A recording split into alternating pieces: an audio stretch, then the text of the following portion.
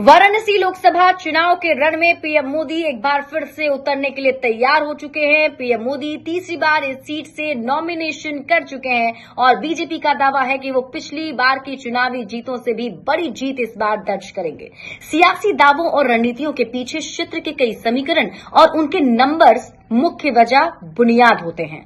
तो पीएम मोदी के नामांकन करने के बाद हम आपको समझाते हैं, समझने की कोशिश करते हैं कि आखिर वाराणसी का नंबर गेम क्या कहता है, किसकी जनसंख्या ज्यादा है और कौन सा फैक्टर चुनावी नतीजा तय करने में अहम भूमिका निभाता है।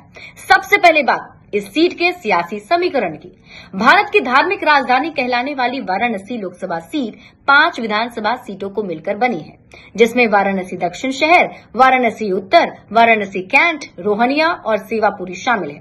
1957 के बाद से बीजेपी ने 7 बार इस सीट पर जीत हासिल की और कांग्रेस के खाते में इस सीट 6 बार गई है।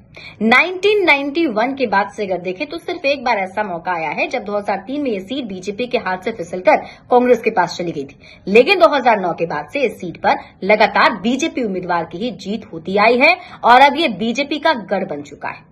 वाराणसी के कुल मतदाताओं की अगर हम बात करें तो इस सीट पर कुल 19.62 लाख मतदाता हैं, जो इस बार पीएम मोदी के किस्मत का फैसला करने जा रहे हैं।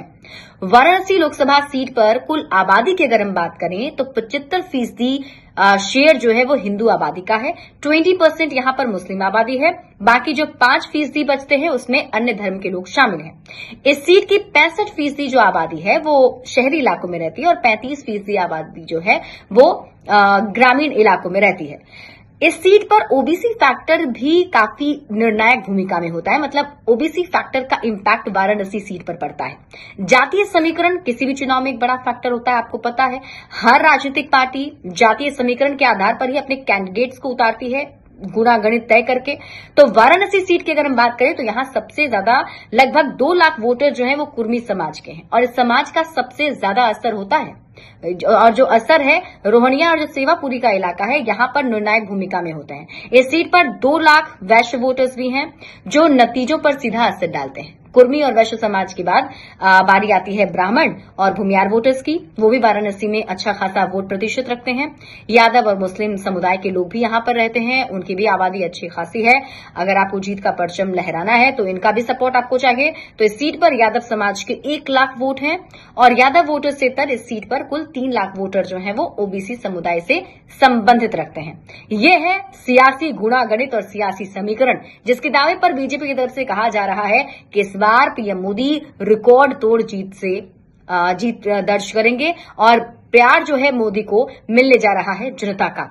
हालांकि देखना होगा कि पीएम मोदी यहां से हैट्रिक लगाते हैं या नहीं लगाते हैं और देश में भी हैट्रिक लगाते हैं या नहीं लगाते हैं। नतीजे 4 जून को ही सामने आएंगे और जो नतीजे होंगे वो सबके सामने होंगे। बड़े अपडेट्स के लिए आप जुड़े रहिए न्यूज़ 18 बिहार झारखंड के साथ।